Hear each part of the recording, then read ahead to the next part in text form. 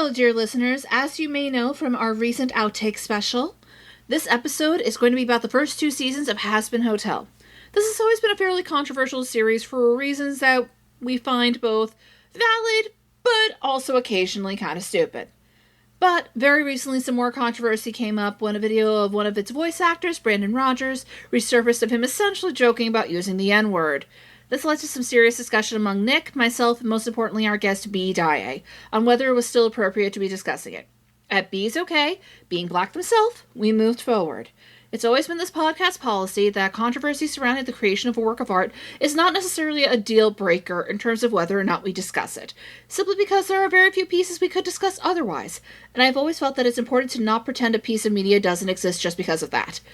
With that in mind, how one chooses to engage with media with such issues is deeply personal, and as such, I wouldn't blame any of you listeners for skipping this episode as a result of not wanting to engage with Hazbin Hotel. If, however, you still want to listen, please note that the following podcast is for entertainment purposes only. The views and opinions expressed therein are solely those of the speakers. Additionally, this podcast contains swearing and discussions of religion, religious trauma, racism, fascism, homophobia, and as a result, the current political climate. So listener discretion is very advised. And with all that in mind, previously on an each retelling. And now I gotta figure out what the hell I'm doing for the episode this week, because there's no way I can just leave you guys with an outtake special after taking last week off by accident. What am I gonna do?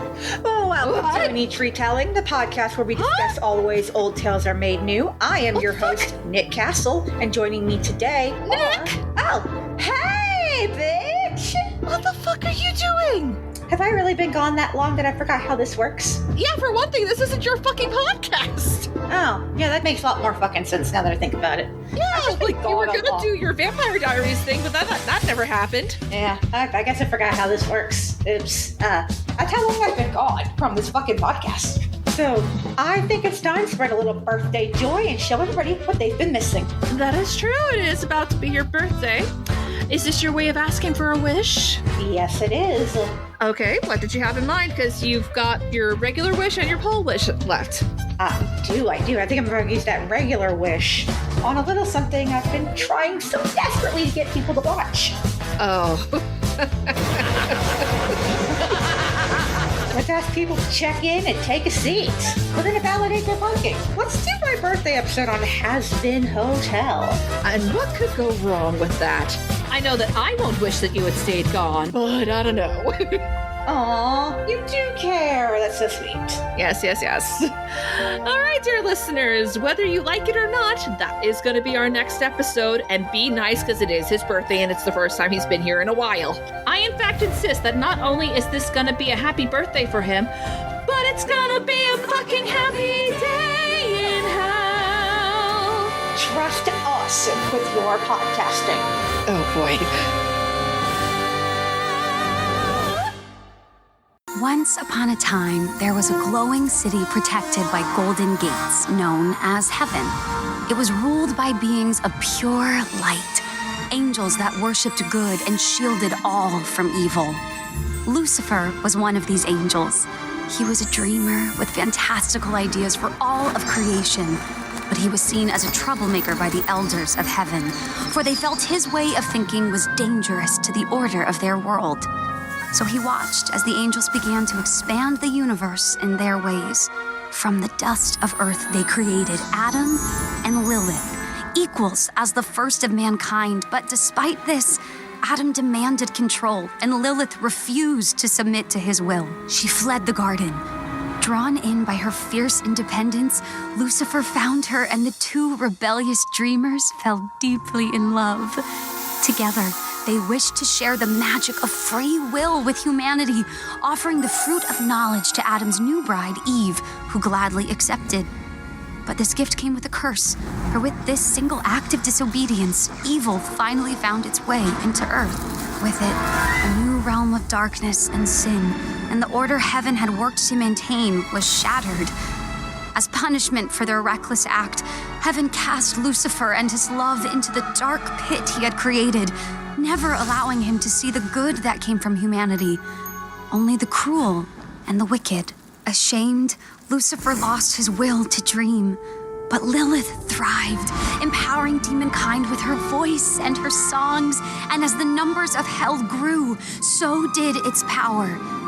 Threatened by this, heaven made a truly heartless decision. That every year they would send down an army, an extermination, to ensure hell and its sinners could never rise against them. But Lilith's hope remained, and her dream was passed down to their precious daughter, the Princess of Hell. Welcome to An Each Retelling, the podcast where we explore all the ways old tales are made new. It's gonna be a motherfucking happy day in hell. I am your host, Jasmine Garcia. Joining me today are... Do you mind? I'm in the middle of breakfast. It's Leif Bradshaw here. And for the very first time... I'll eat your soul. Well, it's Bijou Daae here. That's a little different for what you usually threaten to eat. Ayo. Oh. And our wish guest of honor himself. It's your local ace in the hole, Nick Castle. Oh, what now?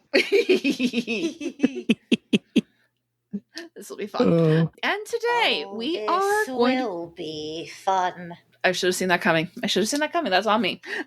And today we are talking about the first two seasons of the Amazon Prime series Hazbin Hotel, which is, of course, just adapting so much biblical shit. So much. So much. Greetings, I am IER60, Star Wars Retelling Connections. Point of intersection found. This is a degree 4, featuring Kimiko Glenn, La Kura in Visions, and Xander Mobus. Additional voices in this, and Foreman Droid in Young Jedi Adventures. Controversial, to say the least. Ultimately, this was what Nick had decided to use for their second wish. So the question must be, Nick, why Hazbin Hotel? Daddy issues, religious trauma. Daddy issues, religious trauma. And don't forget, massive theater kid energy. And yeah, we got all of it covered. We got it all. Always had the sense you were probably going to end up doing this because you had been trying to have us cover this a few times. Guilty as charged. And understandably, some folks just are not up for it. But I am glad you have used the power of your wish to have us watch something I actually enjoyed this time, at least. I had that coming. Yep, even if it is your birthday. I guess the question must be, what is everyone's connection to the dominant religion of the Western world? It's an interesting thing to discuss, isn't it? Because it's so baked in by default into so many countries, let alone ours, as some sort of thing.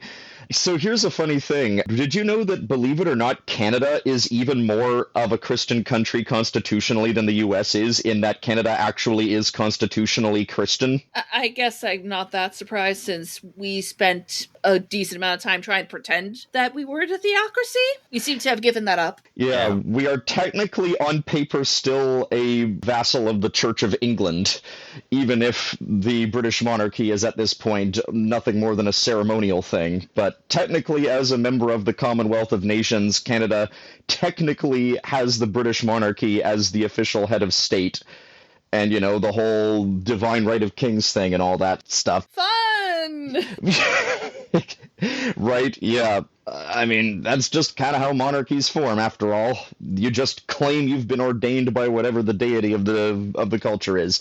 In the case of my personal upbringing with anything involving Judeo-Christian stuff, believe it or not, I wasn't really raised that much in regards to thinking about much of the faith. Like, I knew of some of the stories, of course. Like, by default, you're at least aware of imagery associated with stuff like Noah and the Ark. And, of course, I watched The Prince of Egypt a decent amount of times as a kid, but that didn't really have anything to do with religion as much as just it being a really damn good movie. So... Goddamn right. It was one of the first religious pieces we ever did. Right? The closest thing to any actual religious tradition that happened in my family would be that one of our local Mormon churches would do a mimed reenactment of the Nativity story every Christmas season. And again, I was shown those not so much to have faith in the story or any of its messages or anything, and more to learn the context of why do Christians latch onto this holiday in particular, and what is the significance of the story that they claim is the original Christmas story, because it doesn't seem to have anything to do with snow or Santa Claus or getting presents necessarily. Well, apart from the gold frankincense, but don't worry too much about the mirror next time, all right? So, yeah, long-winded way of saying I was raised open-minded, raised agnostic. I lean somewhat atheist, but not to the point where I scorn people for having religious faith. The fact of the matter is the overwhelming majority of my friends are in one way or another attached to a faith, so I wouldn't be that great of a person if I used my atheism stance as a means to shun people, after all. Yeah, I would say nobody who does that really is. They have not unpacked the toxic parts of the religion they supposedly left behind. That's my hot take. Yeah, more of a lashing out of the part of themselves that was raised in the other direction, and they're still angry at the part of themselves subconsciously that is still attached to it, and they can only react with aggression. I am a culturally Jewish, secularly raised member of the Afro-Jewish diaspora. So pretty much that's my experience with religion. You're basically saying it's complicated. It's complicated as hell. It's valid. I grew up in a cult. Yeah. Yeah. Got you out, and that's what matters. Fundamentalism is a hell of a drug, people. It's expensive like crack, too. Oh, no. Religious fundamentalism, not even once. Crack is expensive and so are tithes. Yeah. But being a choir boy pays surprisingly well if you can claim to be the section leader, though. Yeah, I've said it before. I was raised rather secularly myself. My folks did not really feel the need to impose any kind of religion on my brother or myself, to the point where I was shocked one time when I was a kid and we went to visit my dad's family in the Dominican Republic, and I didn't see a single jelly bean in sight around Easter because I hadn't really grasped the idea that, yeah, that's not what Easter's technically supposed to be about. So that's a fun little baby Jazz story there. Definitely. Baby Jazz was a cutie and has lots of cute stories. Aw, stop. Aw. Yeah, it's kind of funny how it only took until recent years being a for-hire choir section leader in a couple of churches that I even learned what are some of the actually Christian traditions surrounding Easter. Because, of course, as a kid, I just knew it as the time you looked for the colored eggs. Again, it's just one of those funny things about how there's a certain segment of the population that tries to say that we're a Christian nation when so much of what we do really has jack shit to do with the Bible. Sunrise service, man. Like I said, Canada actually constitutionally mentions Christianity, whereas the United States one technically does not. So it's just kind of funny how there's more of that going on there. And in fact, freedom of religion is supposed to be one of our core tenets. How's that going? Ugh. Exactly. Not only freedom of whatever religion you choose, but also freedom from religion, ideally. A good chunk of our founding fathers were atheists, if you really want to care about that. But, like, obviously, just by virtue of being raised in a majority Christian nation, I am culturally Christian, I guess, which I have complicated feelings about, especially as somebody who figured out they were queer pretty early. I do often joke I got secondhand religious trauma from a couple of friends of mine who were Catholic, and the less we talk about that on mic, the better. Twitch. But that did not necessarily stop me when Nick first started getting into the subject of today's episode, mostly because he showed me the opening number with what was basically the ultimate parody of a Disney Princess I Want song, and I was like, oh god damn it, I'm hooked. I can do this. Somehow I know it.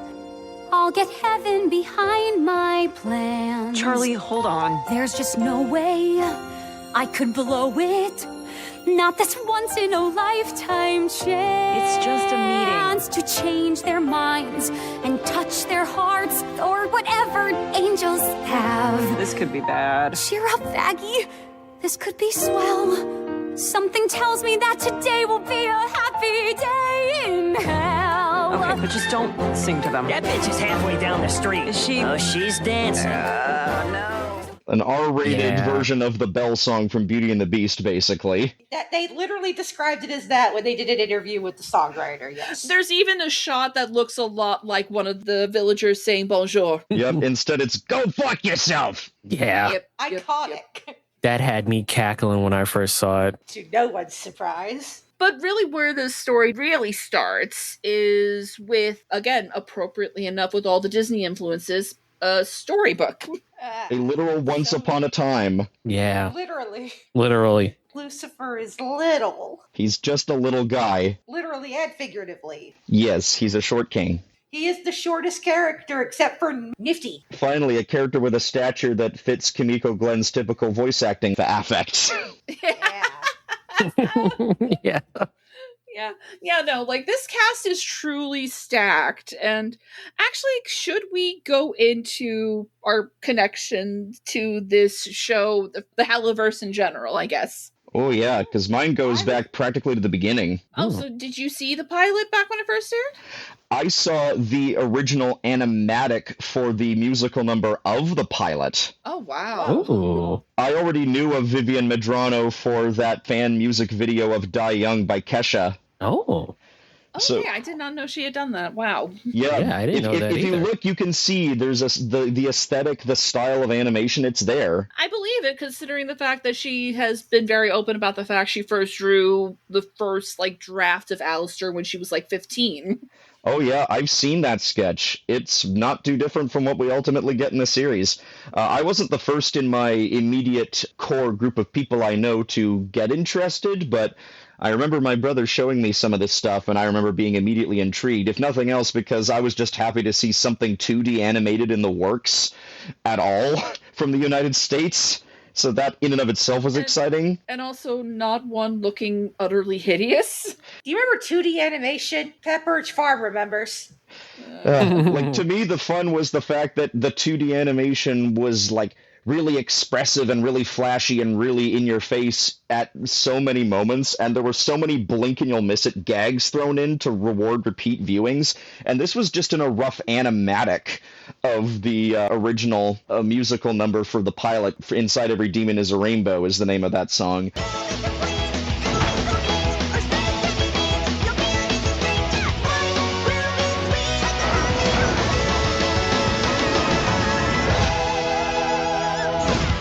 Editor Jasmine here. By the way, during the "You'll Be on Easy Street" line, that is very clearly Rooster she's talking about. For those of you who don't know, this is a character that pops up in season 2. There's even a gag about Charlie not recognizing him, even though he's been here the whole time. And he's so very clearly designed after the Rooster from Annie. So I just gotta ask, between this and Reefer Madness, how deep does the Annie cinematic universe go? So when the pilot was completed and then it was announced that this was going to be a full-on series, oh, you can bet I was excited. Yeah, because it was a long road to get from that to the point the show did have a built-in audience that had just been growing online until finally Amazon released it. Yeah, and it's kicked the door open for several other indie animations to take a similar route. The Amazing Digital Circus is similarly a result of this approach, and I'm keeping my fingers crossed this is going to be true about an upcoming animated pilot that I'm in the Discord server for. It's called The Elves of Amaranth. I really hope that one does well too. Only time will tell. Rooting for you. I saw the pilot when it first came out. I had kind of forgot about it for a little while, but revisited it here and there. And then when the show finally came out, I was like, oh, this is awesome. And then I stuck with it. Okay, so I am actually the newest comer to this fan base. That's fun. I'm a Broadway kid, and I heard Broadway Legends. I don't remember how I heard about this. I think it was probably Tumblr, knowing my luck, but Yeah, that sounds about right. Yeah. I was like, Broadway Legends, check. Musicals, check. Religious trauma, check. Let's fucking go. And also, again, animation that did definitely take a lot of Disney influences. Yep. Like with many things, Nick proceeded to info dump about it to me, and it's just like, look, just give this a try. And like I said, I immediately fell in love with Charlie Morningstar. I don't think that's a surprise to anybody in this room. No. No, not at all. Oh, not remotely. Yeah, I was yeah. immediately endeared to Charlie. She is so cute. She's so cute. She's so little. She's a bean. She is really basically a Disney princess really at first glance, it's like she is so in the wrong place. But her whole thing is just loving the people of hell so much anyway. And that's just really endearing. Mm-hmm. It is truly endearing. Just cares so much. They are her people, and she's going to protect her people. Yeah, and it does make it really funny when she's, she is exposed to some of the darker parts of it, but she's still so determined to still love everybody. When she goes to Cannibal Town, and she's like, it's surprisingly nice here. Even in the opening musical number, she's like, I don't even care that his brain's got in my eye. And really, that is what kindness should be. It's just like, it doesn't always have to be easy. You just always have to try. Mm-hmm. But I also like how we especially figure this out in the second season, that she's also not perfect either. She can, in fact, be naive and easily manipulated, and she can sometimes be short-sighted about what the long-term best approach is. She's actually a pretty good case study, both in empathy, but also in toxic positivity as well when it comes to a few things that happen with her. We find out, no, she still also has things to learn about how to be better. She is also, however, a very sweet little being, and we must protect. Her dad is the sin of pride, so... Literally. Her dad is literally the sin of pride. Mm-hmm. Yeah, and so she very much, you can see that prideful energy to her where she's like, no, I know I'm right, and I'm going to prove it. Because you can tell that she was very sheltered, which makes sense. She's the princess of hell, so obviously Lilith and Lucifer probably wouldn't have wanted her to see some of the worst parts of it, especially Lucifer, since his curse is to basically have to only ever see the worst of humanity. And not even really affect it meaningfully, just lord over it. He can't do anything. Nope, as we learn in season 2, he is generally powerless, actually. He's got a lot of talk and he looks scary, but he can't do anything. Like, Vox said it really well when he said, You're weak! They didn't banish you, they clipped your wings and chained you down here! I don't know, I don't buy him being scary when he advertises it with, I'm so spooky! Yeah, and also, Look. we regularly see him just creating rubber ducks. Yep. he's little. He is the dorkiest dad ever, and I love him. And honestly, it's a refreshing take, because, like, you usually see him as the big, spooky, evil guy. No, he's just a dad. He's a depressed little dad. Yeah, that's one of my vocal stems. My daughter wants to see me! Take that, depression! I mean, that's just my motto, take that, depression. Yeah. Everything's terrible. Yeah, we kind of need it. Oh, also, yeah, Jeremy Jordan's voice, oh my god, he's such a good singer. We really should go over, just how stacked this cast is. You probably have already guessed it if you are listening to this podcast and know the name Jeremy Jordan, which you should. The man has been part of so many major productions that it's almost useless to name them all. You got so many. You got Keith David as Husk. Oh, yeah. Yes. I'm so glad Keith David gets more than one opportunity to sing in this series as well, because, I love Keith David's voice. And dear listeners might remember him from our previous episode, The Princess and the Frog. Changing, alright. I hope you're satisfied. But if you ain't, don't blame me. You can blame my friends on the other side. You got what you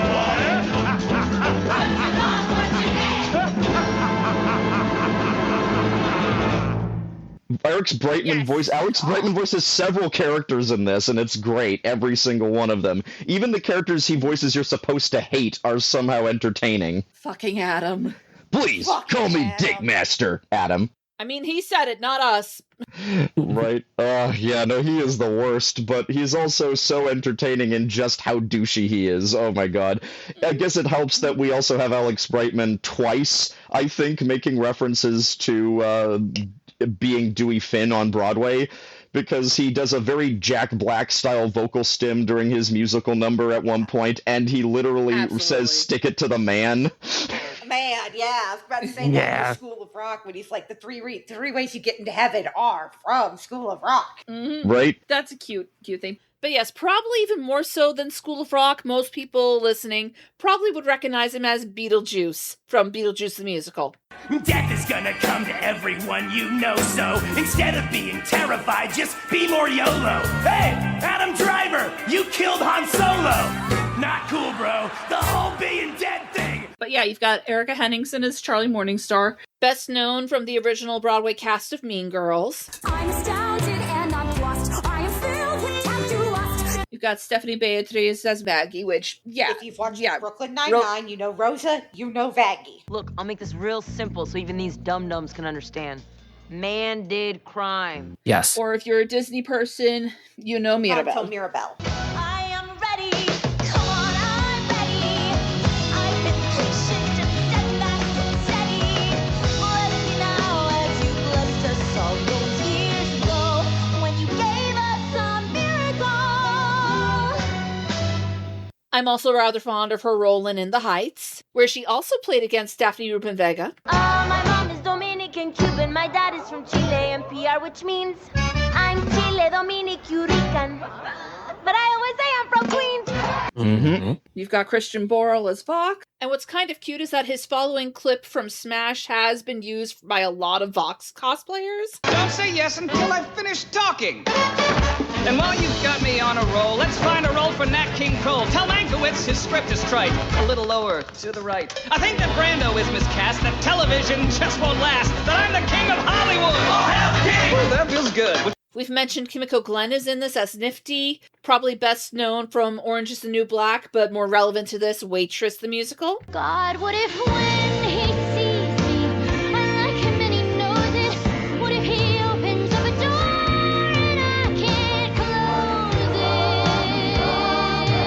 What happens then? Truly a smorgasbord of Broadway talent. Darren Criss is in this, Shobha Narayan's in this, Bettina Miller, Lily Cooper. Alex Newell's in this, too. Oh, yeah. Unfortunately, in a role that is much too small for Alex Newell's level of talent, but yes. But they do get a couple of solos. Holy shit, is this true? Alice just been defeated by Lucifer? No! That's stuff on TV head. Where does he got him fair and square? I heard Vox fucked him with a chair. Either way, it's seeming the radio demons of the air.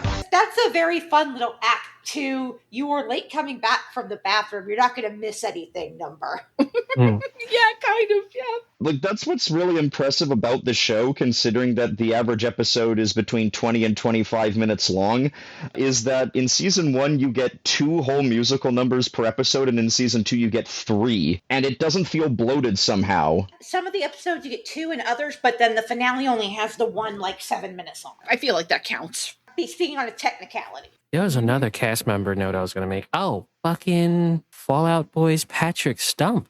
Yep. Fallout Boy Stank. Yeah. And yet he doesn't get a line in a song that very conspicuously sounds an awful lot like my songs Know What You Did in the Dark. Right. Exactly. Yeah, every time I hear the Gravity song, I'm always tempted to mash it up with my songs Know What You Did in the Dark. The chorus phrase from that song you can easily put over top of that beat. It practically begs for it. I wouldn't be surprised if that already exists, to be honest. I'm sure someone's tried it. Editor Jasmine here. Someone has. And that someone was Pink Ninja 0708 on YouTube. I'm gonna give you a little clip here. But you should check out the whole thing. But be careful making wishes in a dark, can't be sure when they hit that. And besides, in the meantime, I'm just dreaming of tearing you apart. I'm in the deep. I still got a job to do, my mission's incomplete. Only a traitor could consider making peace. The princess has to pay for what she did that day, for what she took away.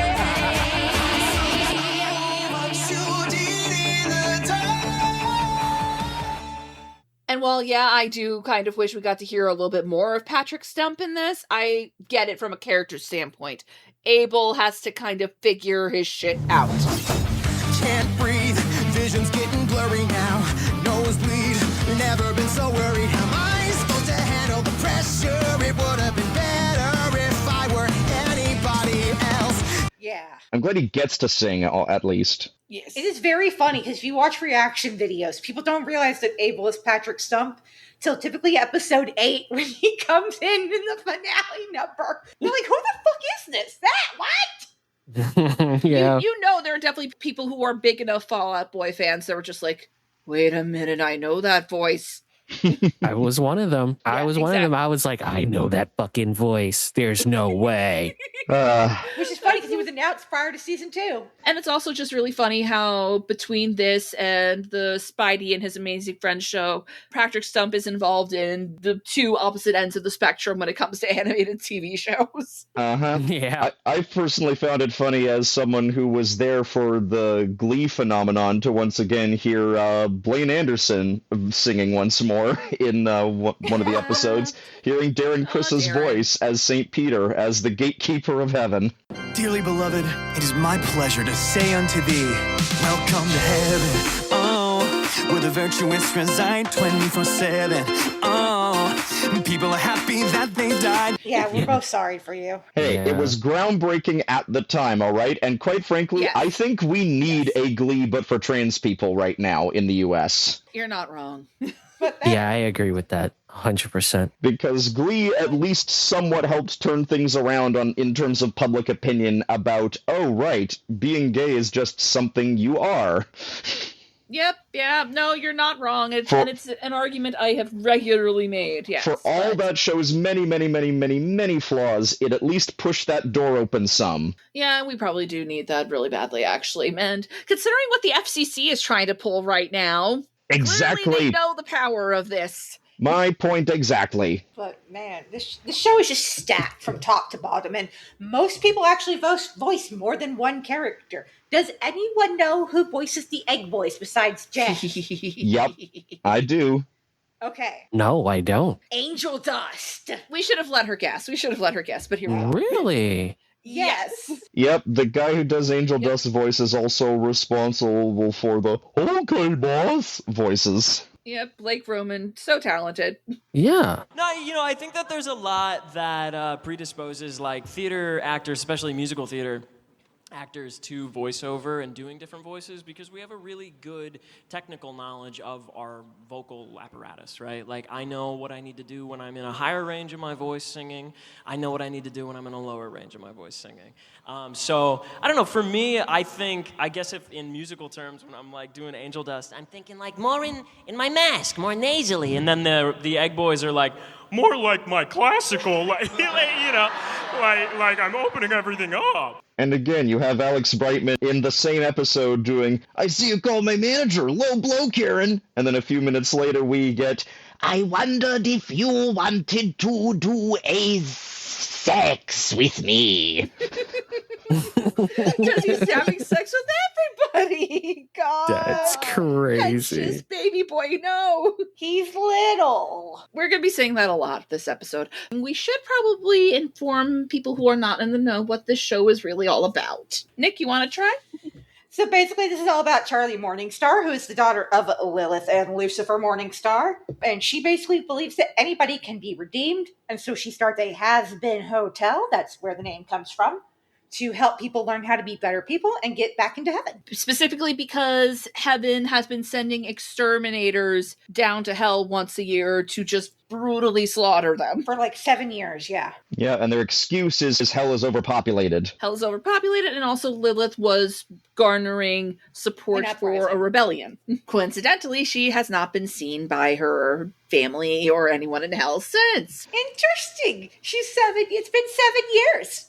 And for a similarly lengthy period of time, one of the most powerful mortal souls to have gained power over other mortal souls in hell has also been absent for that same amount of time and has also now returned to host the Hazbin Hotel for reasons that he is not willing to explain. He just claims that he's there for the entertainment. Oh, Alistair, you trickster bastard.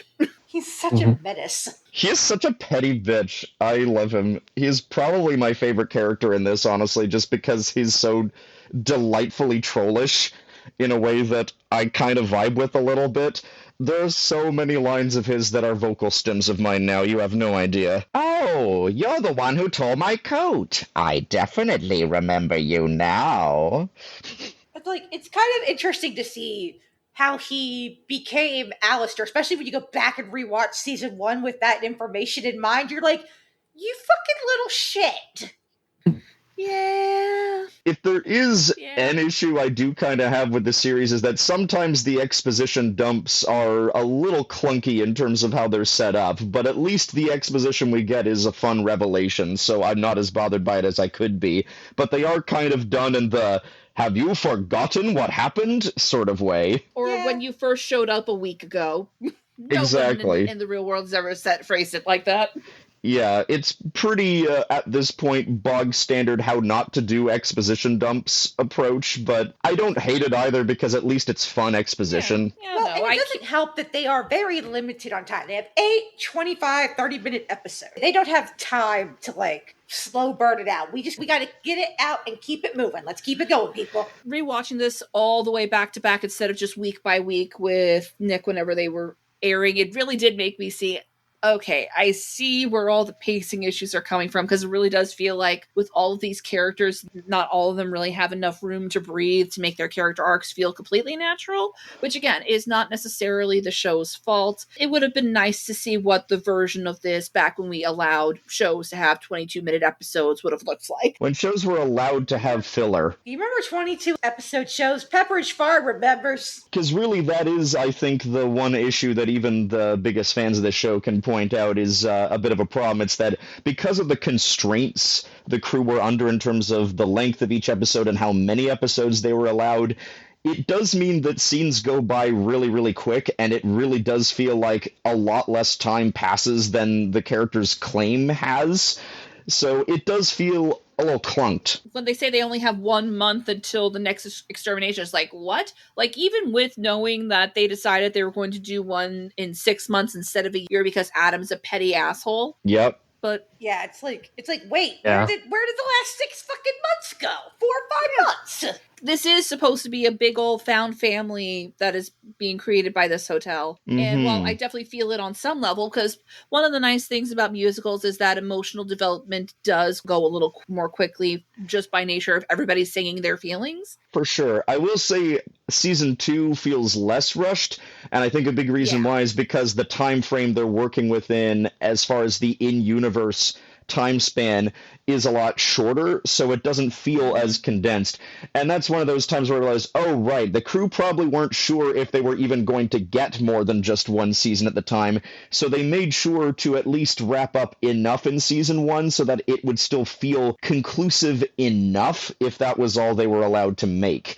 But now that we are getting 5, hopefully that means that they leave more room to breathe. And judging by how season 2 went, it feels like they did take the advice. It's still fast, of course, and some scenes do go by really quickly, but all the same, it does feel a lot less like things got condensed in ways that were not originally planned. So there's a lot less of, I like to call it the season 1 curse, honestly, because there are lots of shows where if you just watch the first season, you can sort of sense where the crew weren't entirely sure if they were going to actually be in this for the long haul. And there are also just some ideas of characters that aren't allowed to be established just because of those constraints.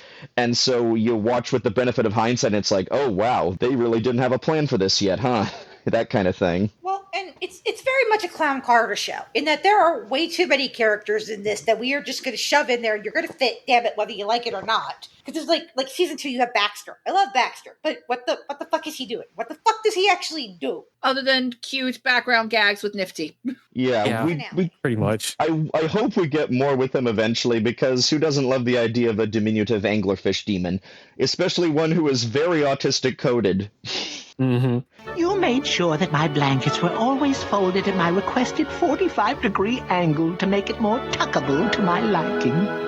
So I assume that made us best friends. Is it not obvious? Oh, yeah. No, when it got to that resolution, I couldn't help but think, oh, wow, this is so relatable. Yeah, but also you are right about the Clown Car of a show. We should probably give a rundown of some of the other characters as quickly as we can. Yeah. Vaggie, so that is Charlie's girlfriend, who is very protective. She's played by Stephanie Beatriz. We love her a lot. And we come to find out she's actually a fallen angel. A fallen exorcist angel, no less. Yes. She basically got ousted from the extermination team because she refused to kill a baby demon. Wow, what a monster.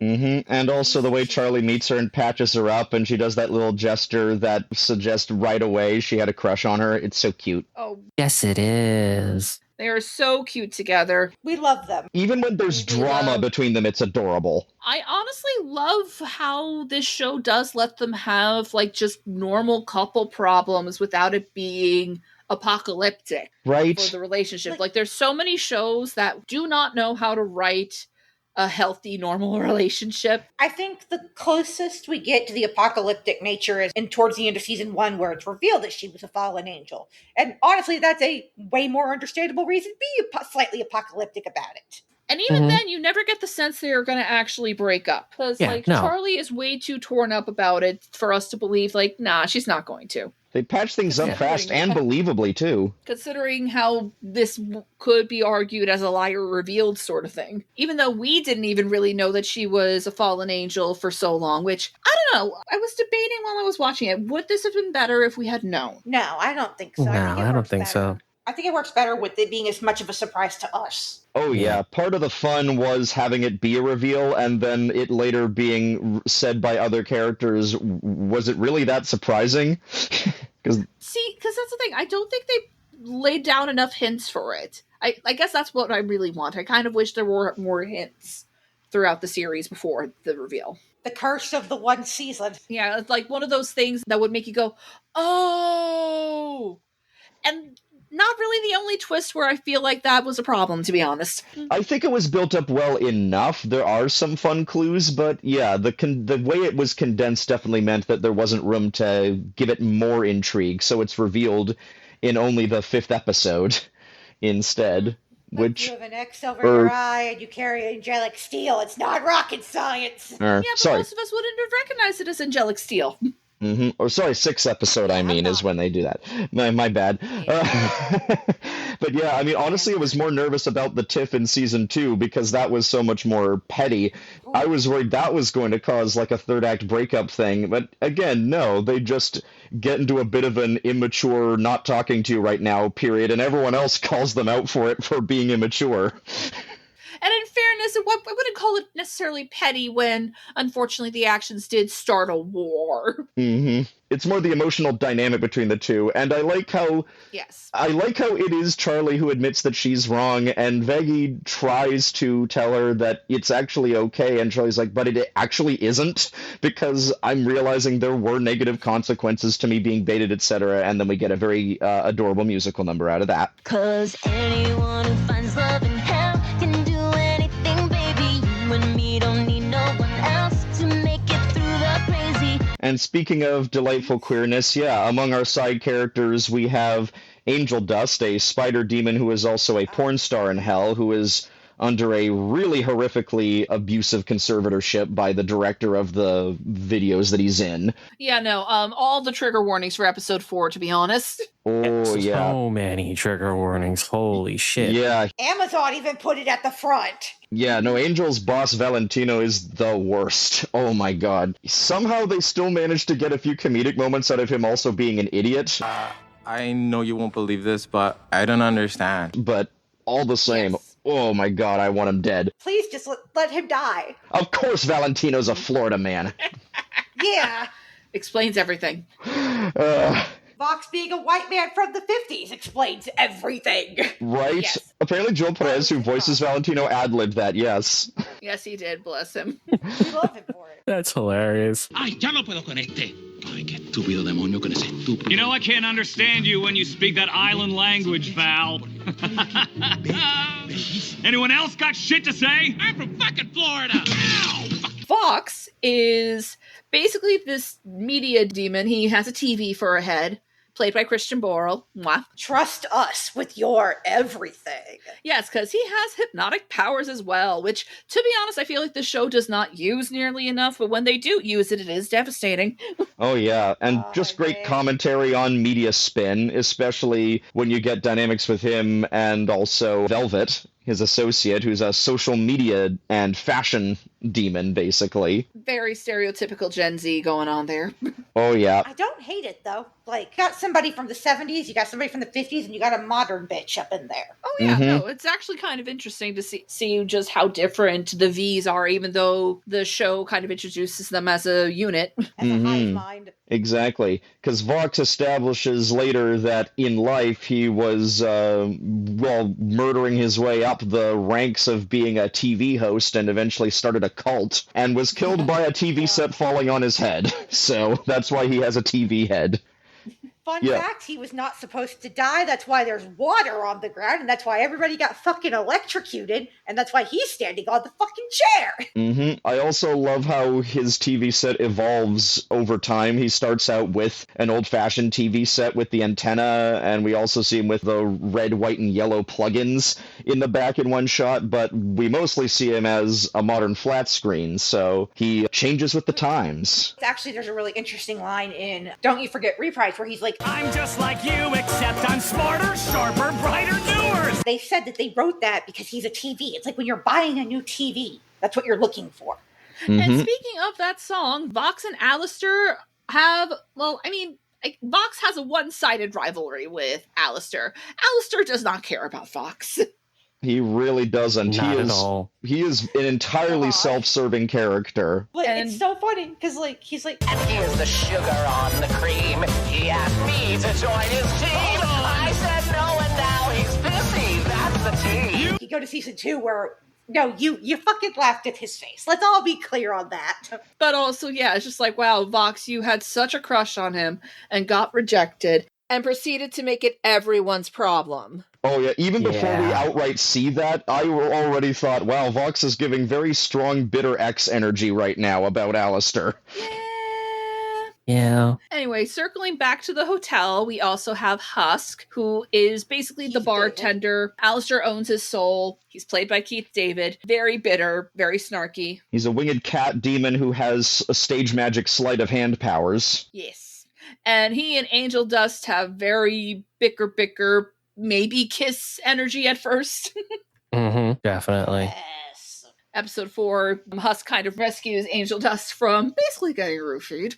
And upon kind of just finding out, it's just like Angel Dust kind of wants something like that to happen and hopes that maybe one day he'll be so broken, Valentino won't want him anymore. And it hurts. Yeah. I was prepared for episode 4 to be a painful one, and boy did it deliver, because we get one of the most heartbreaking moments in the series there, also with Angel's big musical number, Poison. Poison, I'm drowning in poison. I'm filling up my glass, but it's always hollow, full of poison. I'm sick of the poison. Wish I had something to live for tomorrow.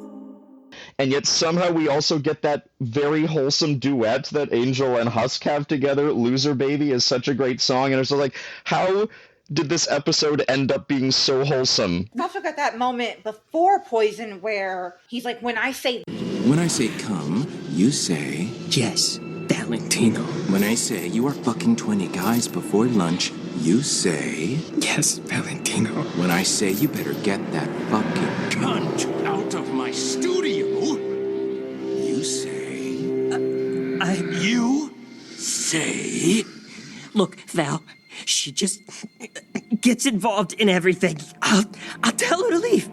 Just don't hurt her. I have killed bitches for less than this attitude you're giving me. You're lucky you make me money. Now you're gonna go get rid of her, and then you're filming all night. Get me? Yes, Val. Good. Oh, yeah. God. But also, I think the reason Loser Baby works is because it meets Angel Dust where he lives and kind of by extension meets anybody who relates to that song where they live. It's just like, we're not going to tell you to love yourself when you don't feel like you can love yourself. We're going to say, fine, yes, maybe you are a loser. That's okay. Because you're not alone. Because, who doesn't feel like a loser sometimes? and even Angel's confused when he says that. He's like, wait, are you insulting me? Is this supposed to be helping? And it is, and I am riding the Husker Dusk train and you can't stop me. Oh, I was shipping them as soon as that song was going. It was just like, oh my god, I love this. Can they kiss, please? Yeah, me too. I was just like, please kiss at the end of the song. Please kiss. God, the end of season 2. Oh, yeah, because there's a brief period in season 2 when Husk gets so frustrated by the drama going on at the hotel that he quits and relapses into his old drinking and gambling habits, and then he's about to be entertained by a performance, and then he sees it's Angel Dust in drag doing a very sultry jazz number. He literally does a spit take and visibly blushes. Listen. It is said that Jessica Rabbit was a major influence on Angel Dust, and that was the moment I was like, oh, yeah. Yeah, no, there it is. Oh, yeah. Strong Jessica Rabbit performing Why Don't You Do Right energy. You had plenty money, 1922. You let other women make a fool of you. Why don't you do right? Like some other man.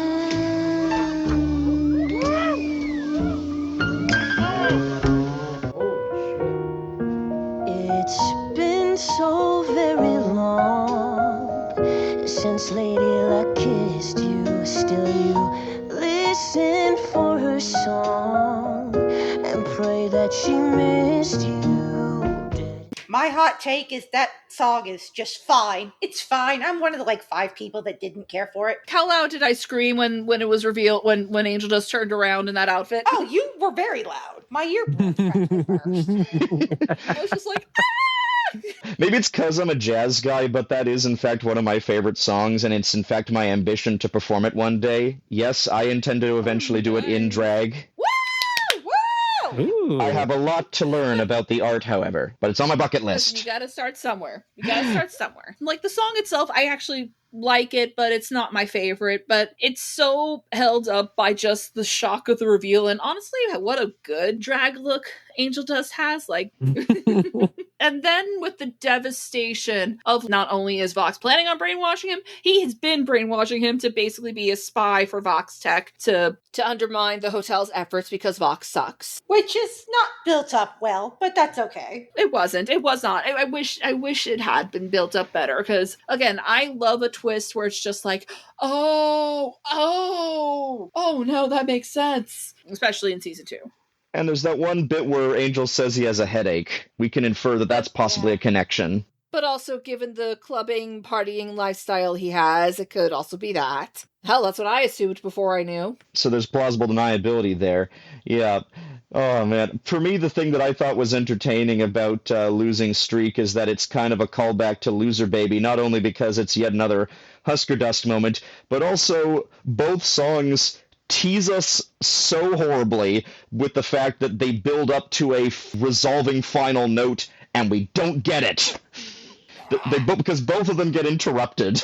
It's time to lose yourself, loathe, excuse yourself, let hope in, baby. Play your card, be who you are, a loser, just like. There he is! They're fucking singing! Can't help needing to believe in finding what you seek till you break your losing. Good luck out there, boys. And also in that scene, we do get on the slots Loser Baby there. I don't know if anyone else noticed that this time around. Of course I did. Yep. I sure did. There's so many details in this series. That's part of the fun, is when you can freeze frame moments when, like, I don't know, text appears on the screen, but it's moving too fast for you to actually read it. So when you freeze frame, you get further context for just how delightfully ridiculous this world is. Oh, you mean like Vox's blue screen of death and fucking stayed gone? Oh, yes, I loved that. Or the Great Duxby playbill that Lucifer has because he cast, gimmick cast. Say, theater kids, we have merch. Yep. So many great blink and you'll miss it gags in here that reward repeat viewing. To me, that's a big part of the fun, and I think that's what helps compensate for the fact that the general writing is noticeably compromised in a few places by the writing constraints, but also by the fact that, I mean, let's be honest, the writing team for this series, they are kind of new to it, at least as of when they started working on this project, so they're still kind of learning a little bit. I have noticed the writing getting stronger with each season. I hope that continues.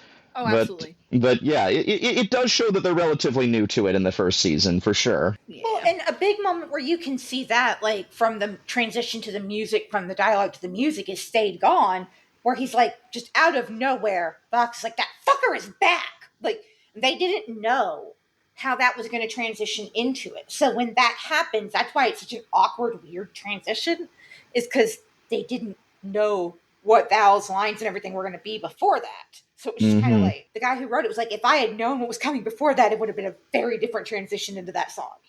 Oh, man. Though I do like how, especially in season 2, they kind of doubled down on that deliberately by just abruptly starting a musical number to interrupt somebody's flow of dialogue.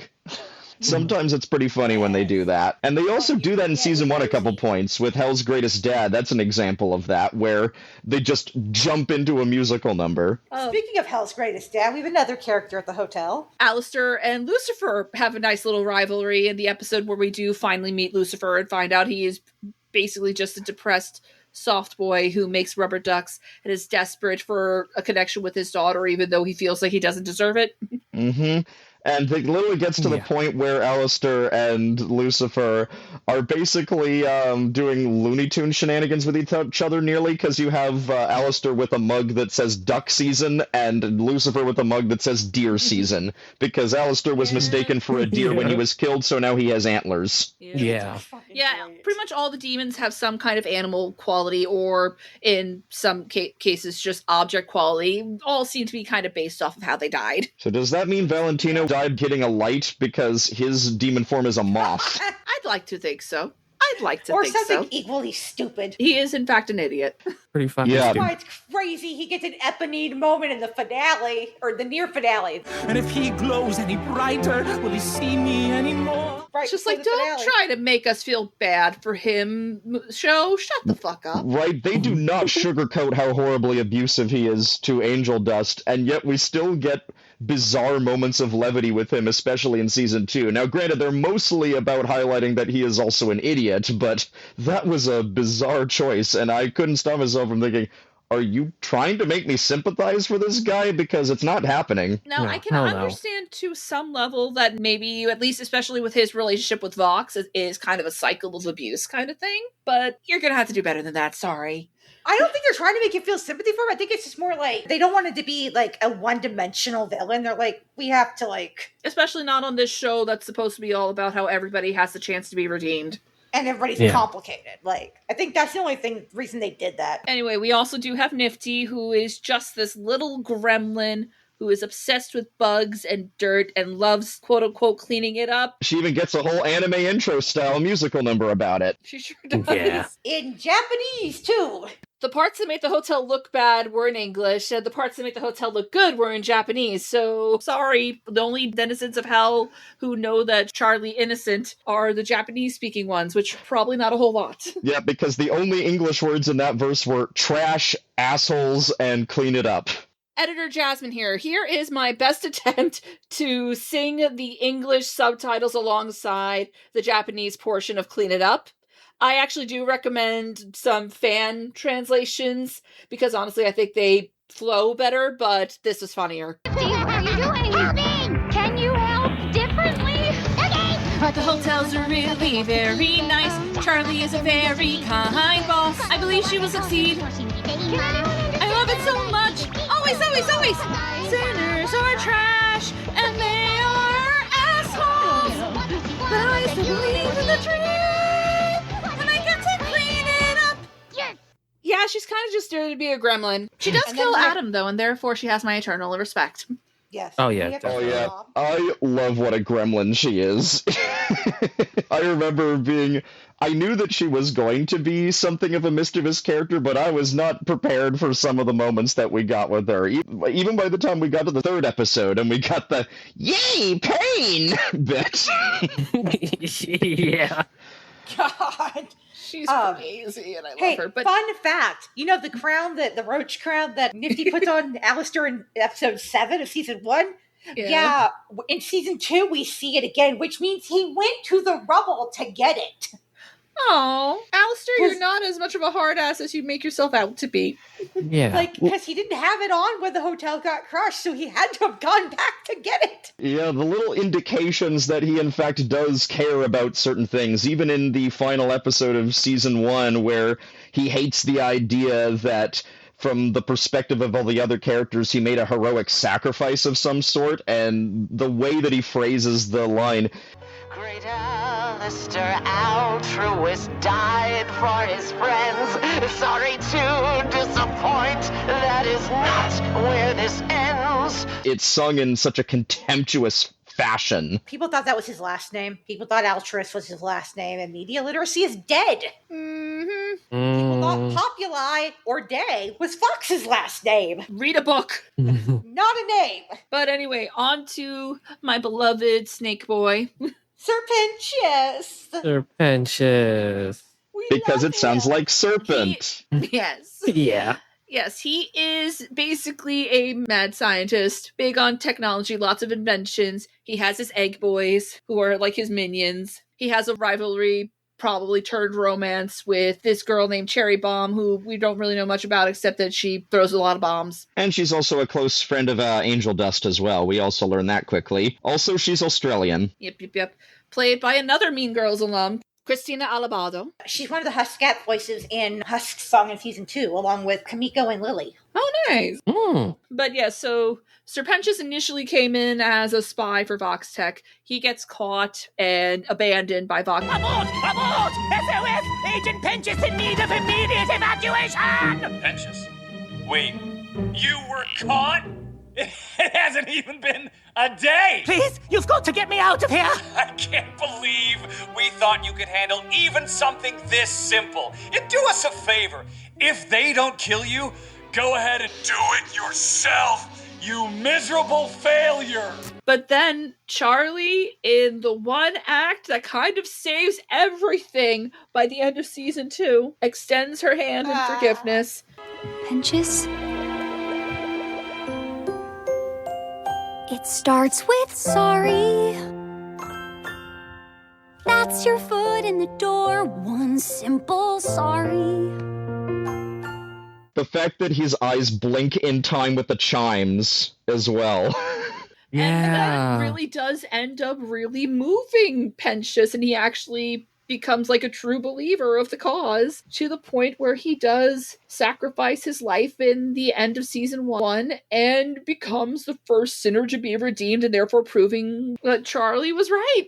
Mm-hmm. And naturally that causes a bit of a hubbub in heaven as well, especially since most of the angels in heaven also weren't supposed to know about the extermination thing, but Adam just had to be a blabbermouth during the trial. Like, genuinely, all of the talk of virtue and stuff, while Adam is sitting there with his filthy ass mouth and his objectification of women to the point where he literally named one of his soldiers vagina, and just how bloodthirsty he is, it really, like, from the very beginning, you see the whole thing is built on just profound hypocrisy. And it makes for a great reprise. So Adam gets this rock song musical number when we meet him called Hell is Forever. And he's basically just gloating about how, as far as he's concerned, there's absolutely nothing wrong with the way things are. In fact, it's awesome. And in the musical number where we get this trial scene in heaven where Charlie and Vaggie are allowed to go there to try and argue their case, it turns in this great ensemble musical number where close to the end we have Charlie and Emily, who is basically an angel version of Charlie, let's be honest. They reprise Hell is Forever in a reclaimed fashion that sounds so awesome and cathartic in the moment. Was I too naive to expect you to heed the morals you're purveying? That's what the fuck I've been saying. If hell is forever, then heaven must be a lie. If angels can do whatever and remain in the sky, the rules are shades of gray when you don't do as you say, when you make the wretched suffer just to kill them again. Love it, love it, love it. And during that number, you can see the fire in Sarah's eyes. Yeah. Oh, you sure Yeah. can. Oh, yeah, that was a wonderfully creepy image because she signed off on this and had convinced herself that this was somehow the right thing, but you can tell that there is so much conflict going on in her mind about whether or not this is the right thing, and that's why in season 2, when Serpenta shows up, she is in such denial about it, because to say otherwise would basically be admitting that she agreed to ending the existence of souls when she didn't have to allow that, and she doesn't want to admit that. She eventually does, but ooh. Yeah, thankfully she does in one of the best songs of season 2. The singing voice of Anastasia. Yep. Liz Calloway. Playing the voice of God, essentially, aka Metatron, for you supernatural heads, or for you dogma heads. That's right, friends. The voice of Anastasia shares a role with Alan Rickman. I am the Metatron. Don't tell me the name doesn't ring a bell. You people. If there isn't a movie about it, it's not worth knowing, is it?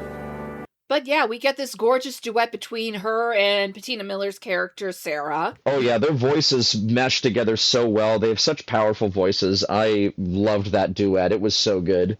Can't know though time flows on, so you must bear the cross bestowed upon you. Take me, I pray. Give me a sign. What's your guidance? Please show me the way. You speak of choices made by other voices. You can only atone. Tell me how to atone. Once you speak with your own, if souls from damnation can earn their salvation and find their forgiveness on high. How do I? Again, this show really is all about not only can the worst of us do better, but the best of us can absolutely fall, and we need to be careful about that. We need to be mindful of getting too hung up on, no, I would never do the wrong thing. It's like, yeah, you could, though. I mean, literally in the first episode, there's that bit where Adam's lackey, Lute, says, angels never make mistakes. And I was like, yeah, I never made a fucking mistake in my life. Yeah, I'm sorry, who did the original sin again? You know, the ultimate original mistake? But this ends up converging in the end when it seems like we have reached the all is lost moment, and Pensius is able to help Sarah see where the denizens of hell are coming from and why they do, in fact, deserve to be treated with some level of mercy. In the song Live to Live, which ends up leading into Something had changed in you deep within. How does a guilty soul shed their sin? It starts with sorry. Though it cannot just end there, I learned from Charlie. First, you must prove you care. So when I say Charlie saved everyone with one simple act of forgiveness, I fucking mean that. Literally, the writers of this song have said so. But of course, before that final battle, we had to have season 1's final battle. It's just fucking crazy because, like, you know, even Lucifer at the end of season 1 in their big battle is like, well, your first wife didn't seem to hate what I had to offer, or the second. Making a gesture that makes it very clear that he went down on the both of them, and frankly, we have no choice but to stand. He's just a little guy. Especially compared to Lilith. Now, take your little friends and get out, please. Yeah, that was a great moment. I also just love how he's rapid fire punching Adam in the face so fast it's almost machine gun speed while saying, "You're in my house, bitch!"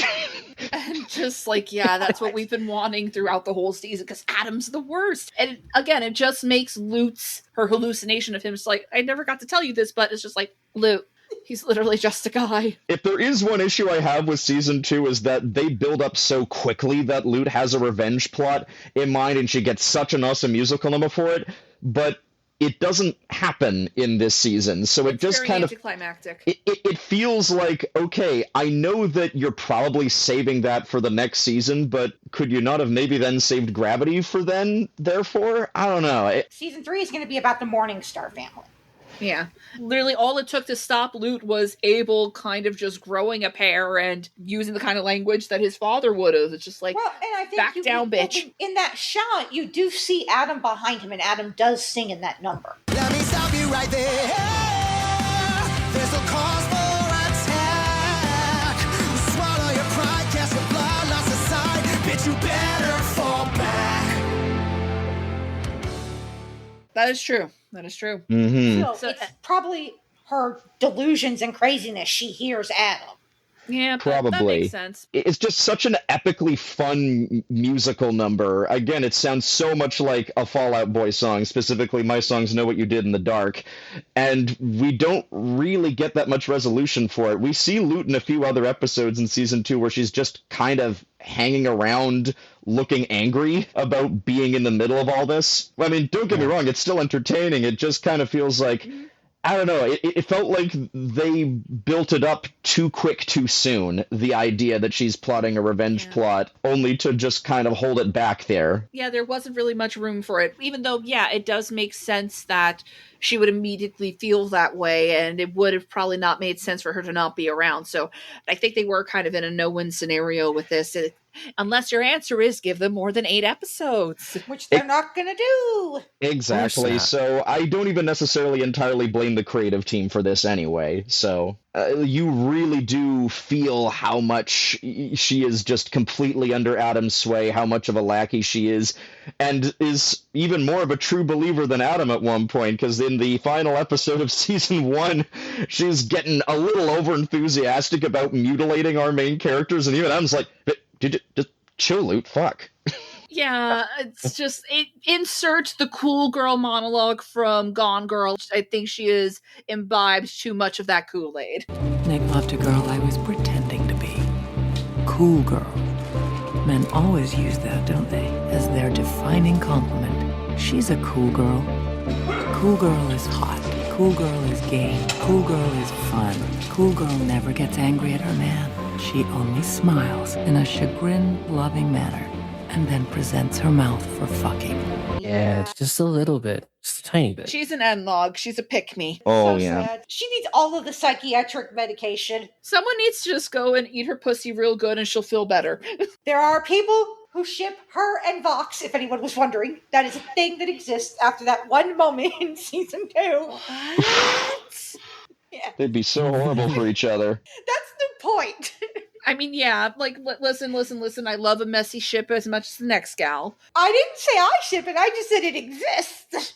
Yeah, no, if I'm gonna do a messy ship in this universe, it's gonna be Vox and Valentino. Get that straight. Though, I mean, clever way to psychologically torture Alistair because he's canonically an ace. So to have him be forced to watch Vox and Valentino getting it on. Yep, sitting in the cuck chair. I'm so sorry, Alistair. Oh, God, was man. crazy. That was crazy. Like the puppet strings. Like, Jesus Christ, Vox. Vox needs fucking therapy too. Oh, he sure Needs does. therapy. That's the point of the show. Yep. Yeah. Though we find out that Husk is not very good at being a therapist in that one scene. I just don't understand why she left me. Well, maybe it's because you're a moronic, unthinking damn fool. Who was too nonsensically doltish to realize that you're a mindless chuckle fuck with your constant gormless buffoonery. Maybe you should try not being a feeble-minded smooth brain for once. Smooth brain. Yeah, maybe. Am I doing therapy right? No, buddy, but it's okay. We know you're trying. So yeah, season 1 is mostly just Charlie stumbling her way through trying to see if this whole Hazbin Hotel thing works while trying to kind of race against the clock against the extermination that's happening in 6 months, which does end in a big old battle, in spite of the fact they showed that, hey, Angel Dust is actually a pretty good person in spite of what you probably think of him. And also with the exterminations being revealed to all the other angels when it wasn't supposed to be, they did end up having to have a final battle to protect Hell from the exterminations. Adam, first man, first to die. And ultimately, he is literally stabbed in the back by a little gremlin janitor. Which is so funny. It's so funny. It's so funny. God, but what's also funny is when Alistair gets, like, his shit wrecked by Adam, he's like, what just happened? Fuck. Yeah, the angels didn't know they could be killed. The timing of that line delivery is also just so perfect. Again, that another Alistair line that I sometimes will just catch myself sometimes saying under my breath. What just happened? It's a good one. Fuck. Yeah, because Alistair's also not used to being beaten. Randy is not dead, but it is ending this broadcast. Also, how dare you, Adam? That was personal when you dared to say jazz is for pussies. Yeah, like, what the fuck? Like, really? Adam is a rock and roll guy. I know nobody's fucking surprised. Well, of course not. Yeah. Well, yeah, I mean, I still can't stop myself from picturing Jack Black every time he has his guitar solo, fuck yeah! Yeah. Like, But yes, we should also mention that in this season, we also find out that in the previous extermination, someone had managed to kill one of the angels, which, again, nobody knew that they could actually do that.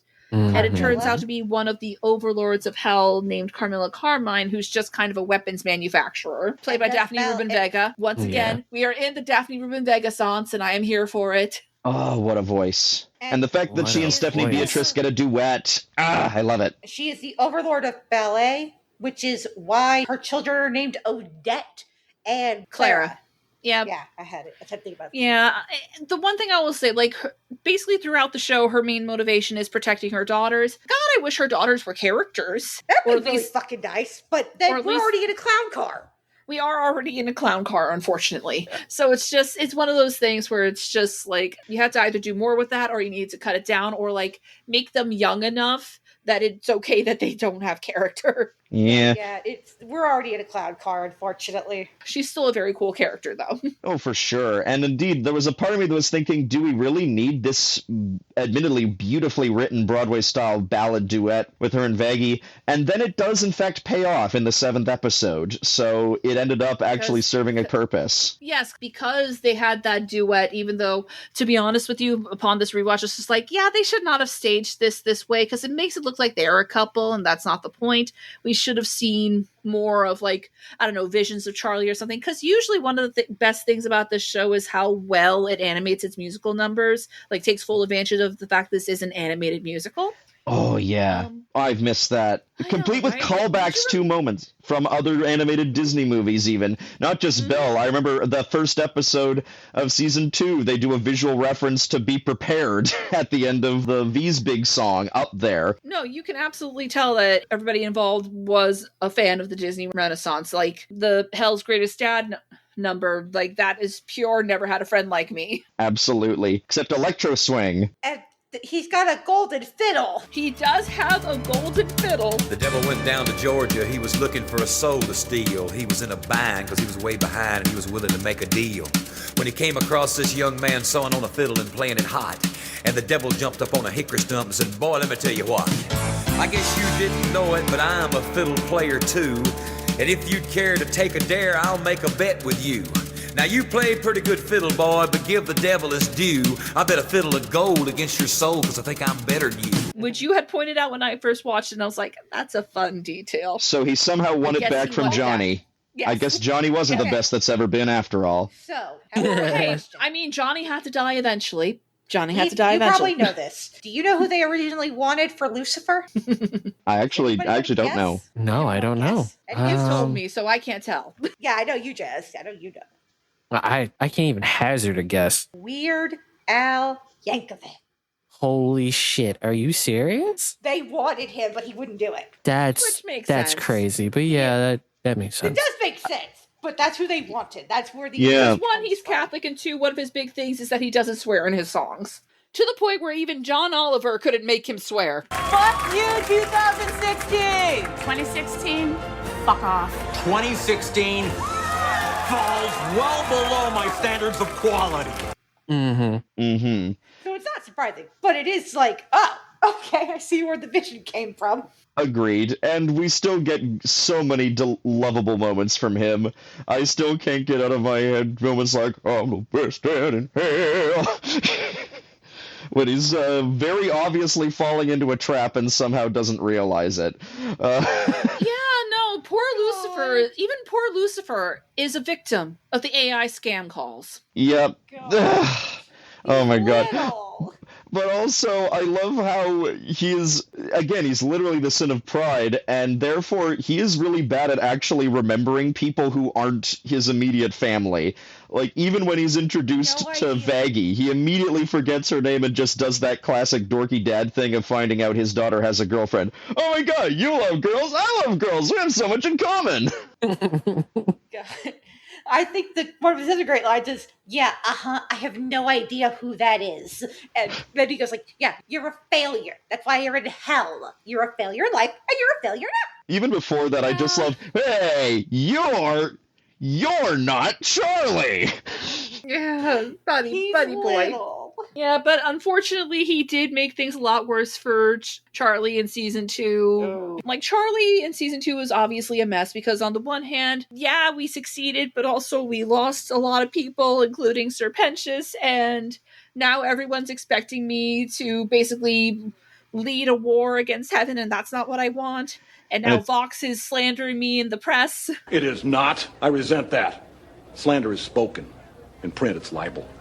Oh, yeah. The TV interview. There's TV too.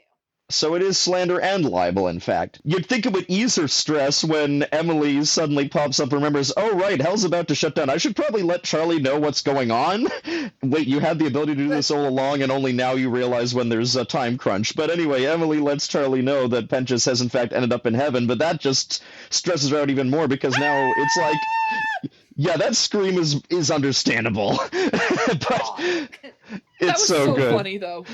It's great. Heaven's going into lockdown because, Adam was killed, but now Sarah is worried about hell wanting revenge, and Heaven doesn't want any more death, but is really scared of what's going to happen next. Anyway, long story short, Pentious was redeemed, and he is in heaven now. Yay! But don't worry, I'll be back again as soon as I can. But yes, your hotel totally works. Congratulations! Bye!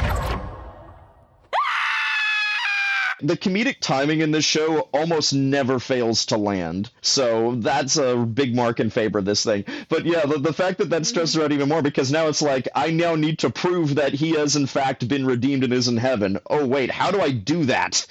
Yeah, because obviously, especially since Heaven is locking down now that Adam has been killed, like, how are they going to do it? And Vox uses that against her so hard. Because he's an asshole. He's an expert at media spin. But yeah, let's talk about Rosie, I think. Yes, would you like to explain Rosie's whole deal? Rosie is another overlord. She's the overlord of Cannibal Town in Pentagram City, because that's the thing we needed. Well, yeah, I mean, it is hell. I know, it's very funny. But she's the overlord of Cannibal Town, and she's very much a Hello Dolly reference. Like, her episode is literally called Hello Rosie. Yeah, no, it is kind of funny how Cannibal Town just looks like Main Street USA, even though people are eating people. We find out that she is the one holding Alistair's deal. Mm-hmm. And it was actually a pretty simple deal. He was such a petulant child that season. I'm sorry, Alistair. No, 100%. He just wanted to be the most powerful sinner in hell. That's all he wanted. And Rosie's like, okay, but you have to do something for me, and that's when your deal will be done. Yep. And he's surprised that there are strings to it. Why is it that the kinds of characters who sell their souls never seem to consider the fact that it's like, yeah, there's a catch to it that's not going to work well for you? You dumbasses, get some genre savvy. Right? I do love how he manages to take care of 3 deals in one scene. Yeah, no, that, like, you gotta give him credit for that. Like, yeah, he definitely played Vox like a fiddle. Such impressively creatively convolution. You are not to lay your hands on Charlie Morningstar. And this motherfucker can't resist touching people. He cannot keep his hands to himself like we learned in kindergarten. You fucking creep. You're always doing that, and I hate it! Oh, loopholes, exploitation, you gotta love it. I mean, seriously, how can people not see this? This is so much more obvious than the monkey paw thing, you know? Like, at least people like, oh, it'll grant you wishes, but only as many as there are fingers on it. And they just don't tell you. It grants you the wish in the most inconvenient possible way for you. Vox was just too high and mighty on his own supply. Because he was taking advantage of all the chaos, as any self-proclaimed evil media mogul does, to basically lead a cult again. That's basically it. And then he breaks the deal with Vox, where he's being held hostage. He breaks the deal with Charlie, because he says, Charlie, you should stroke my friend's ego. Tell everyone he's the most powerful sinner in hell. And because Charlie says that Alistair is not the most powerful sinner in hell, but Vox is, that therefore breaks Alistair's deal with Rosie, because his deal with her was that he would be the most powerful sinner in hell. To have the princess in hell say otherwise breaks that deal. Yeah, crazy. Just how many little strings he was pulling there. This is why he's one of my favorite characters as well. Oh, yeah. No, there's so much delightful plot machinations going on in this. I love it. But yeah, going back to the whole Vox thing, basically, he's, as he put it, trying to make hell great again. I wonder what we're referencing. Yeah. What are we referencing? No one knows. To say nothing of his power of spinning the media to always have attention on him. Especially given that the Vox Populi Vox Dei means, in Latin, is the voice of the people is the voice of God. Oh, yeah. And it's just like manipulating the masses. It's just like, yeah, I'm trying to liberate you guys, when he really just wants to be a god. And what fucking sucks is that he's not even wrong at certain points. Like, some of the things that he says are objectively correct. But he doesn't actually buy it. Yep, I have heard it said that the most powerful lies always have a sprinkle of the truth in them. Yeah, but it's found out pretty soon after that he does not actually give a shit about anybody but himself, because he's got this doomsday weapon and he doesn't care when it's going to eventually blow up a good chunk of Pentagram City. Because it turns out he is still just that obsessed with Alistair saying something approving to him for once. It's like, buddy, let it go. God, let it go. Let it go. He's never gonna love you. I'm sorry. Oh my god. Kind of funny how we go from Adam being the big bad of season 1 and then he's killed, and they build up that the V's are going to be our next antagonistic force in the second season, but it really is mostly just Vox. Because even in the first episode, it's clear that he is in it for himself. He just needs to, at least for now, keep up the illusion that they're a team. But even then, it's still treated in a way that the other two V's are subservient to him in a way. And there are even little visual gags of him last minute correcting himself about realizing, right, no, it's the three of us, not just me. At least that's the message I need to convey. Just trust me, or I mean, trust us. Like, even the banner, when he captures Alistair, it says, I did it, but then the I is crossed out with a we. This useless motherfucker. Because he really couldn't do this all without them. Which Alistair fucking tells him. It's so funny. Like, he's being a bully about it, but yeah, he calls him out on that plenty of times. And he really gets under his skin with it. Here's how much Vox gets under Alistair's skin. He says ain't. And so, yeah, this weapon is gonna blow, but Emily the Angel starts trying to use her powers to stop it, and it just becomes this building of everyone actually coming together to do what they can to take it down, and it's beautiful, and I really like Hear My Hope. Hear my hope, let it thunder across this prideful ring till every last soul sings. Now, fuck it, come on. My hand will take your hand. Wait, what? In perfect harmony, we'll change our destiny. What the fuck is happening? And many years from now, if any live to hear this song, the story of how we learn together, we are strong. It began with just one goal. A crescendo till the end, no matter what it takes.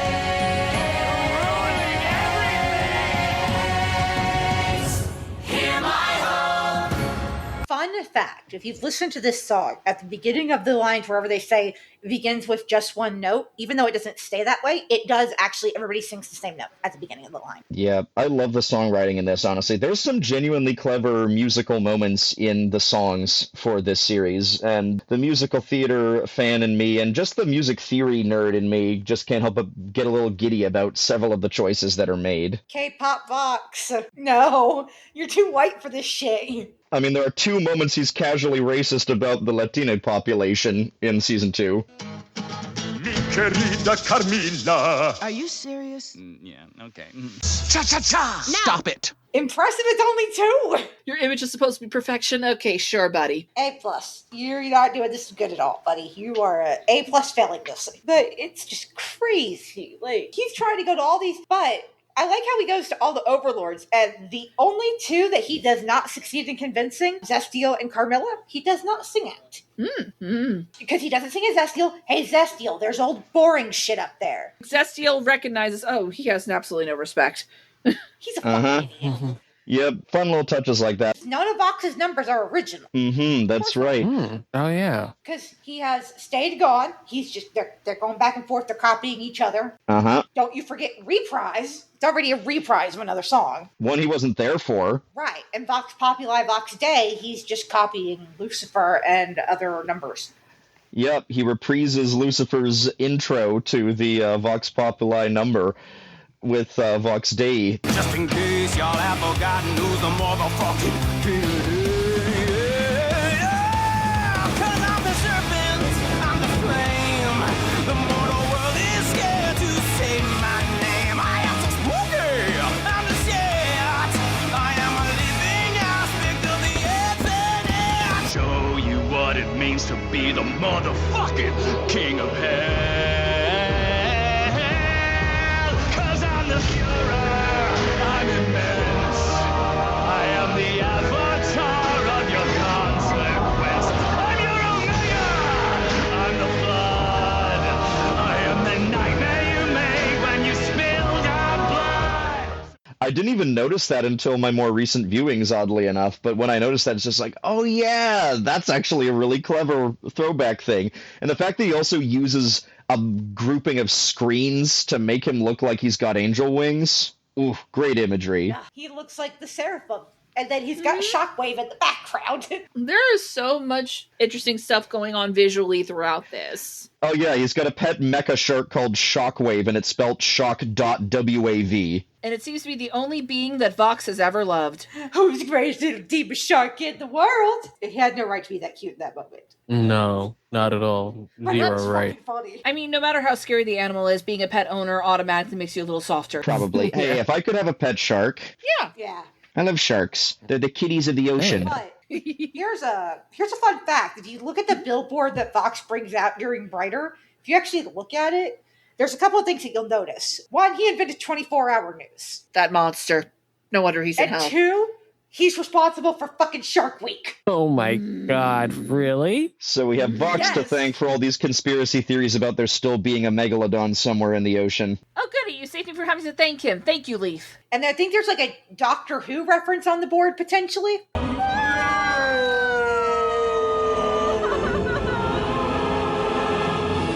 Oh, fuck. I don't know. I can't remember if that one's true or not, but I think there's a Doctor Who reference on the board. And it's kind of crazy. If you guys watch Brighter as well, you'll notice that the host that he kills looks like fucking Conan O'Brien. Dear listeners, can you tell which song is Nick's favorite? Okay, I have a lot of favorites. I just happen to remember the behind-the-scenes shit for this one. My memory fails me a lot. Yeah. Yes, but this particular song is the only one you've tried to make an edit for. Yeah, I was bored. Personally, I love the detail that we reveal the reason why his eyes are kind of lopsided the way that they are in TV form is because as a living human, he had heterochromia. Yeah. Yep.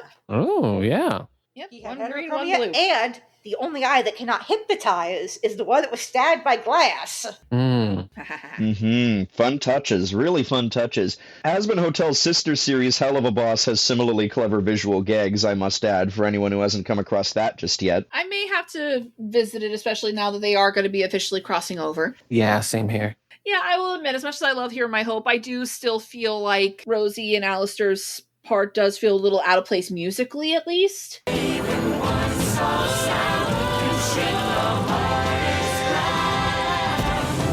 Why don't you help them, you double-dealing manipulator? Like, I get we're kind of going for, like, a one day more type of deal where everyone has kind of, like, different pockets. But, like, something about that feels especially out of place somehow. Yeah, but still, that is a cathartic couplet. Really are a demon pet. You knew my game the day we met. Yeah, it's so good. Right. Like, that whole bit is pretty great, though. Like, what's in it for me? I don't work for free. Like, yeah, no, that's a fucking mood. Yeah, it's one of those tricky things when you try to make a living as a performing artist, let me tell you. Part of the struggle of the past year was trying to keep myself afloat with it, but it meant saying yes to gig opportunities that weren't necessarily enthusiastic on my part. And I don't like feeling that way as a performer. I want to always be having fun when I'm doing a show, you know? I mean, it's a mood in that regard, but when it comes to, hey, we're all gonna blow the fuck up if you don't do something, like, come on, guys, let's remember the context. To mention, you also get that implication that, I mean, you're outright shown in the flashback, a big reason why Alistair struggled to get by is you also have to recognize he wasn't white, but he was still trying to work in New Orleans in the early 20th century. You can infer a lot from that. Another addition to the supernatural New Orleans cinematic universe. Keith David's already part of it. Yeah, all I now need to know is figure out where the heck are Louis and Lestat. Exactly. I knew B was going to chuckle at that. Yeah, looking forward to that upcoming series, the Vampire Lestat adaptation. I hope that one's good. Yes. Oh, it looks like it's going to be great. It really looks like it's going to be awesome. Anyway. It's a fun show. It's a fun show. It's got problems, but it's doing its best for what it has the limitations of. And unfortunately, there is a lot of behind-the-scenes bullshit that does sully it a lot, unfortunately. Especially since the creator, Viv, could really use some media training. Unfortunately, that just is part and parcel with working in an industry that still values profit above everything else. We are still talking about a group of people who are nonetheless in the hands of Jeff Bezos. Yep, that and also just some stuff that happened long before. Long before, and just the discourse surrounding this franchise. Like, our friend Ellie calls it an elephant's foot in terms of discourse. Like, even she's just like, yeah, I'm not touching this with a 10-foot pole because there seems to be no right way to talk about this without getting hate. Talking about it is pretty much asking for trouble. So I remember hearing that brought up for the first time, and I just couldn't stop myself from thinking, this is giving Steven Universe online discourse right now, because it seems like a very similar thing is going on in terms of the dynamics, where it just seems like while it's happening, it's impossible to bring it up online without getting a lot of takes. Not most of them aren't good. Indeed. Yeah. I don't know. It's interesting how there can be, especially nowadays, there can be equally passionate hate-doms as fandoms for stuff. And I don't know. It just fascinates me where that goes, because I don't think that can be healthy just because you can acknowledge that excessive fandom can be unhealthy. Going the exact opposite direction is arguably worse. I don't know. I would consider myself a fan, but I don't get myself involved in a lot of online stuff about just about anything because, quite frankly, it's a lot more productive to actually talk about it with people instead, in my experience. Yeah, and 100% agree. Find a collection of decent fan fictions to tide you over. Yes. Because it's going to be like 2 years before we get season 3. Yeah. I want to know who's going to play Lilith, damn it. Well, yeah, I think we all want to know. Because, yeah, we're still left hanging about that. She's going to be in season 3, though. They have already cast her. Yes. She has recorded lines. I mean, we haven't even seen her face yet, let alone hear her voice. But yeah, speaking of Lilith, though, I can't believe I get to say that this handshake the DuckTales reboot in employing the main character being all, Mom? As a cliffhanger. Yeah. Yeah. That was excellent. I enjoyed that a lot. That was a great way for me to get in that mindset because, man, I do kind of miss when shows did this more often for season endings. And they knew that they had season 3 in the bag, so they had no problem. Yeah, which I think is the reason why a lot of shows don't anymore, because there's no sure things anymore. But season 5 will be our last one, so we can probably expect another one in season 3 and another one in season 4. So that'll be nice. And 5 seasons is perfectly respectable, almost ideal. I think so. And, I mean, I get the idea of why that whole thing about not knowing, because lest we forget the many movies that would end with a tease for a sequel that never happened. Charlize Theron in Multiverse of Madness, I am so sorry. Yeah. Into the abyss. I'm even thinking back in the early 1990s, a few movies that did stuff like that, where they would tease a sequel that would never get made. Luigi, Mario, you're not going to believe this. Anyway, again, why does it endure? Is be a very short one. Again, dominant religion. Yeah. just religion. We've nailed it. We figured it out. Let's go home, everybody. Pack it up. I forget who made this short video, but I remember a sketch where there was a question asked, so who exactly is this show for? Oh, theater kids with religious trauma. That makes sense. Hi, hello. Yep, and that is why it was a perfect choice for your wish. In spite of its wretched reputation, I do think that it would not be a bad idea for you, dear listeners, to give this show a fair shot. Obviously, if you can't compartmentalize some of the behavior of some of the people involved in this, I certainly can't blame you. That's a very personal matter. Have a nice day. And that's to say nothing of the fact that this is very much an adult animated series. Despite having the relative moral simplicity and musical whimsy of your classic Disney movies, this is very much a show for adults. It is raunchy, it is lewd, it is gruesome, but it is also whimsical. Do not show your children. Please stop. Don't bring them to panels anymore. Fucking stop. Yeah. No. Dude, no. Just no. No to Why all does of this it. continue to happen? Because too many people use television as a babysitter. Yeah. And just too many more people are still under the incorrect assumption that because something is animated, it's therefore kid-friendly. No. Far fucking from it. If anything we have said makes you curious, consider giving it a shot and making up your own mind about it. I think you'll be pleasantly surprised. Can't hurt to give it one episode or two. It's only a half-hour episode. Final thoughts? This show is fun. It's got a lot of baggage that I wish it would drop, but it's not going to. And that's complicated. We're not going to talk about it anymore. Yeah, I agree wholeheartedly. I think this show is a pretty rollicking good time, if you ask me. I enjoy 2D animation. I enjoy musicals. I enjoy this kind of humor a decent amount. And not to say nothing of the fact that there's just so many great musical theater alumni in this cast. I mean, this show does have a lot of things going for it. It's definitely not for everybody, but for the people it's for, oh boy, do they love it so, and I'm among them. And I think we all could use the reminder that it is never too late to do better than your worst mistake. It just starts with sorry. Who has stuff to plug? I'll go ahead and go first. So, hi.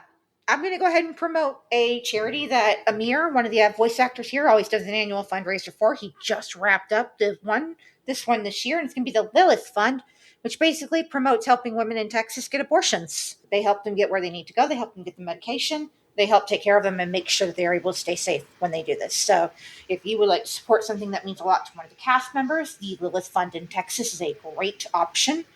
And then also, if you're also feeling generous, I have a GoFundMe. Please help if you can or want to. I know times are hard for everybody, but I'm poor. But thanks for that reminder, letting us know that Amir is a based king. Yeah. You can find me at bdae.tumblr.com or dropsofjupiter92.bsky.social. And that's all I got. All of my links can be found in my link tree below. And you can find me on most of the socials. You can find me on Instagram as Leif Bradshaw Sings, for example. You can also locate me as Leif Bradshaw Music on Facebook. I have frequently been a guest on this podcast, not just as a guest, but also for insertions of some singing and even a couple of line reads for dramatic effect. But also, wherever pods are cast, you may find my voice in way better quality than this on something called the Disney Outlands, where we discuss the feature films, short films, episodes, and specials produced by the Disney Company, yet not found on their major streaming services. You can also find me on Casting Call Club if you're an indie creator of a project that it requires some voice acting and are looking for someone who's willing to perform for you. I've already got a few examples of proof of that on YouTube. For example, there's an in-progress dub of Bone by Jeff Smith, where I am one of the main voice actors in that one, and it's been very fun so far. And as always, you can find me at Faye Riviera on all the socials. And please consider checking out this podcast's Tumblr page, anitretellingpodcast.tumblr.com. Please consider using the podcatcher of your choice to rate and review us, and spread the word about us where you can. Maybe you have friends who will like our Muppet episodes, or maybe you'll have friends who will like it when we talk more about Jane Austen. One of my goals within Reach Retelling is that there is truly, almost certainly, an episode for everyone. And if you have room in your wallets, please consider donating to our Patreon. Our various tiers give you access to episodes a little bit early. It gives you access to our IER book club that I started during the hiatus. And it gets you a direct thank you in the credits, such as for Kyle Calgren, Connor Duffy, and Juan Garcia. Thanks so much for your contributions. This is making it all the more likely that this podcast keeps going. You can also support us through our Ko-Fi or the Support the Show link below. However you choose to support us, however, just the fact that you are listening to us means the world to us and helps us reach the next chapter of our story. And speaking of the next chapter of our story, we've done it, people. We have made it to 3 years of an each retelling. And as always, I try to pick at something that is nostalgic and something that explains why my brain is broken this way. So this year, I have finally made my friends watch a little-known adaptation of Rumpelstiltskin, starring Billy Barty and Amy Irving. We hope you will join us. And remember, stories gain power in each retelling. The account holder on this line is unavailable, or they're avoiding you. Leave a message. Hey, Mom, it's me. Hope you're doing well. You can delete all 47 voicemails I left you because guess what happened? Things are finally looking up at the hotel now that the threat of extermination and war has ended. So many people want to check in, and for the right reasons this time. Overall, things are going great. I'm great. I just wish you were here. Vox tried to convince me your dream was different than I remember, but if you could just see this, I think you'd be really proud. Dad's proud. Anyway, I love you, Mom. Give me a call when you can. Bye.